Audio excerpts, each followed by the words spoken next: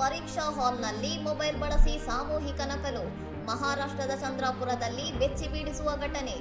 April 22ರಂದು ಕವಿ ಕುಲಗುರು ಕಾಳಿದಾಸ ಸಂಸ್ಕೃತ ವಿಶ್ವವಿದ್ಯಾಲಯಕ್ಕೆ ಒಳಪಟ್ಟ ಸರ್ವೋದಯ ಕಾಲೇಜಿನಲ್ಲಿ ಈ ಅಕ್ರಮ ನಡೆದಿದ್ದು, ಪರೀಕ್ಷಾ ಪ್ರಕ್ರಿಯೆಯ ಸಮಗ್ರತೆಯ ಬಗ್ಗೆ ಗಂಭೀರ ಪ್ರಶ್ನೆಗಳು ಎದ್ದಿವೆ. ಪರೀಕ್ಷಾ ಕೇಂದ್ರದ ಅಧಿಕಾರಿಗಳಿಗೆ ಕೇವಲ 300 ರೂಪಾಯಿ ಪಾವತಿಸಿ ಪರೀಕ್ಷಾ ಕೊಠಡಿಯೊಳಗೆ ಮೊಬೈಲ್ ಫೋನ್ ಕೊಂಡೊಯ್ಯಲು ಮತ್ತು ಬಳಸಲು ವಿದ್ಯಾರ್ಥಿಗಳಿಗೆ ಅವಕಾಶ ನೀಡಲಾಗಿತ್ತು ಎಂಬ ಆರೋಪ ಕೇಳಿಬಂದಿದೆ. ಸಾಮಾಜಿಕ ಜಾಲತಾಣಗಳಲ್ಲಿ ವೈರಲ್ ಆಗಿರುವ ವಿಡಿಯೋದಲ್ಲಿ ವಿದ್ಯಾರ್ಥಿಗಳು ಯಾವುದೇ ಭಯವಿಲ್ಲದೆ ಮೊಬೈಲ್ನಲ್ಲಿ ಗೂಗಲ್ ಮೂಲಕ ಉತ್ತರಗಳನ್ನು ಹುಡುಕಿ ಪರೀಕ್ಷೆ ಬರೆಯುತ್ತಿರುವುದು ಸ್ಪಷ್ಟವಾಗಿ ಕಂಡುಬಂದಿದೆ.